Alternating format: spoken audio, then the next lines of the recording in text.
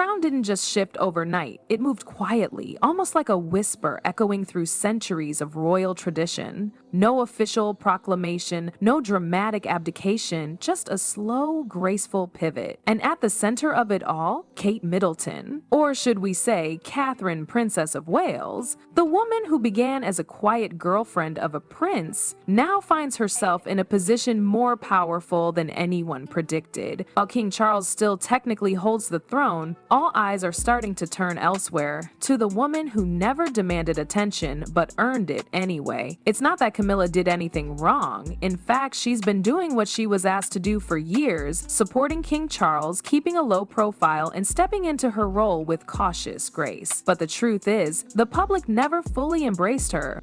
Not because of anything she said or did, but because some shadows are just too long. Diana's memory never left the palace, and the title Princess of Wales wasn't just about royal duty, it was a symbol, a torch passed down through emotion, not ceremony.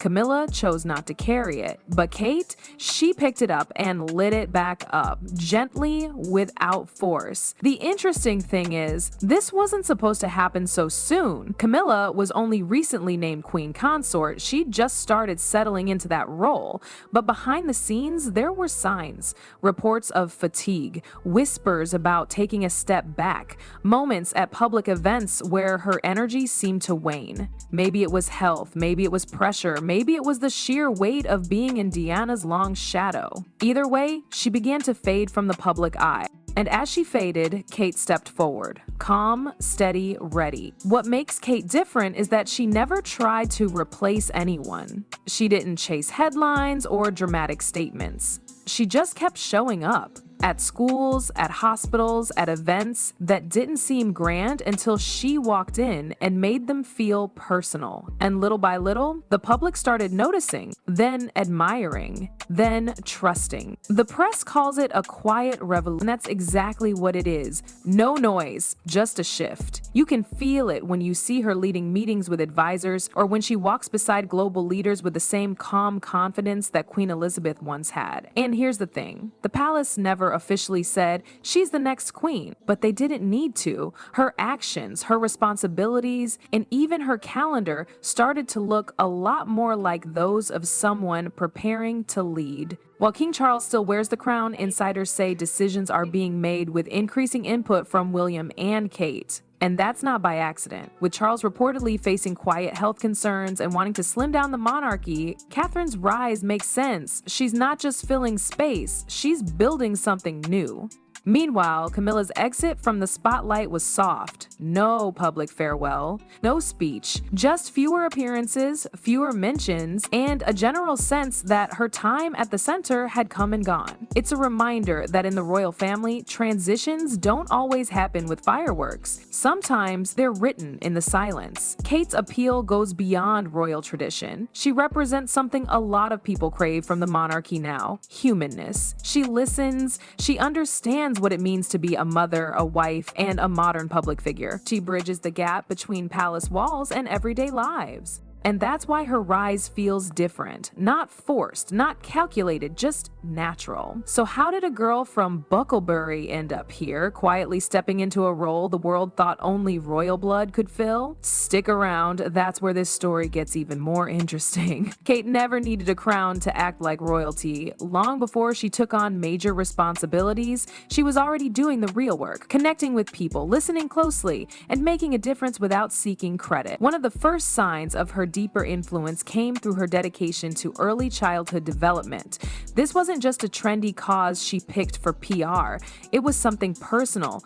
She started working with experts, sitting in long sessions with psychologists, educators, and researchers, not for the cameras, but to genuinely understand how a child's first few years shape the rest of their life. Her campaign, Shaping Us, wasn't just about raising awareness. It challenged how society thinks about parenting, education, and even mental health. She talked about how important it is to give love, care, and security to children before they even start school. And when she said it, people listened, not because she had a title, but because it felt real. That sincerity turned heads in places that normally ignored royal voices. From health organizations to academic circles, Kate was being taken seriously, not as a symbolic figure, but as someone building partnerships that could last decades. While she was growing her presence in public service, she also started taking more control behind palace walls. According to royal insiders, Kate now leads strategic meetings every week, helping shape long-term decisions about the monarchy's role in the UK and abroad. She's not just signing off on things.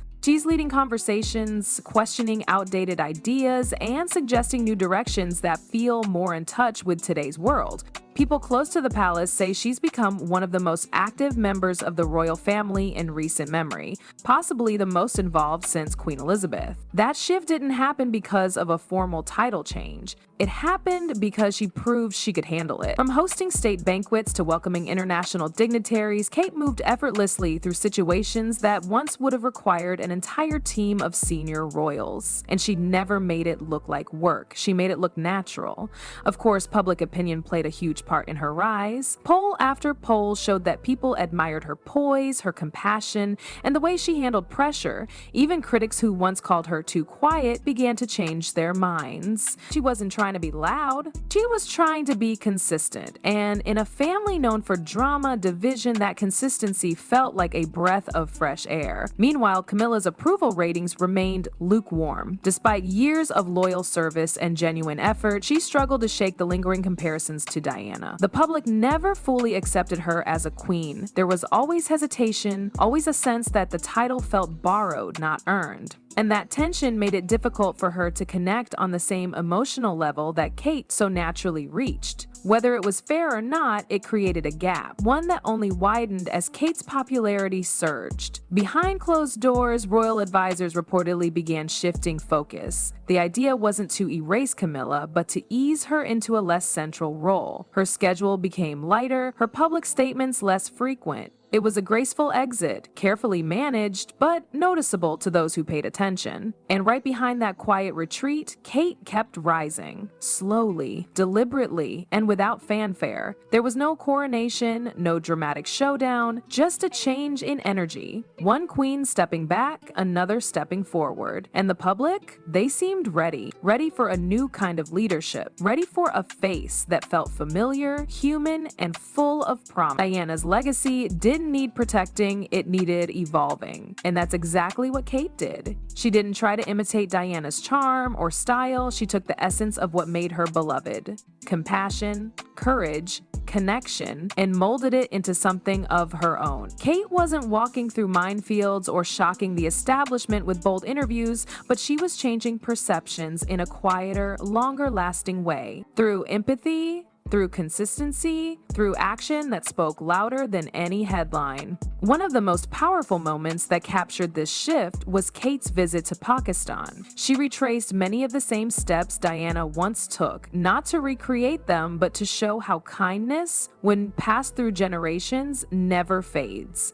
She visited the same children's hospitals and wore traditional clothes with care, not just for style, but out of genuine respect. Local people noticed. International press took note. This wasn't cosplay, it was a continuation, and it was the world's subtle confirmation the crown was no longer just a symbol, it was a legacy being handed off. Back home, things moved even faster. As King Charles' schedule grew lighter, Kate and William's roles expanded. More speeches, more diplomatic events, more leadership at home and abroad. For the first time in years, the monarchy felt like it had a heartbeat people could relate to. Not just tradition, but emotion. Not just duty, but meaning. Kate wasn't the loudest voice in the room, but she didn't have to be. Her power came from how she showed up every single time. Whether comforting children in hospitals or addressing mental health challenges in schools, she delivered the same energy. Calm, curious, present. People didn't just like her, they believed in her. And that belief became the foundation of a new kind of royal authority. The shift also created ripples inside the family. While the older generation slowly accepted their supporting roles, younger royals like Beatrice and Eugenie began showing up with a renewed sense of of direction. No longer sidelined by scandal or hierarchy, they found themselves part of a monarchy that looked more flexible, more collaborative, and more aligned with modern values.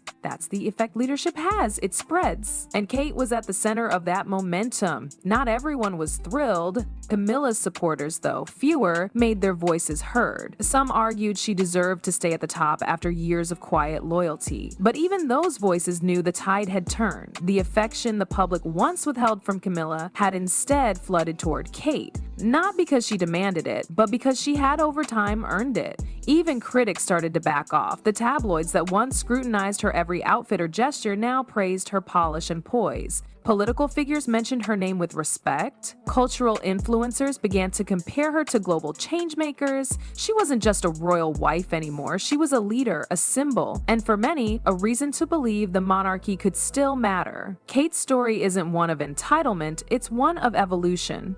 A middle-class girl from Berkshire who married into history, only to reshape it from within. Her rise wasn't flashy, but it was powerful. And now, whether or not she's officially crowned, people already see her as a queen, not because of bloodline or protocol, but because of trust. That's what makes her different. That's what makes this moment historic. As the palace adjusts and new titles slowly settle, the bigger truth is already clear. The monarchy isn't just surviving, it's adapting. And at its heart stands a woman who didn't chase power, but became powerful anyway. Catherine, the people's queen in everything but name, and maybe, soon, in name too.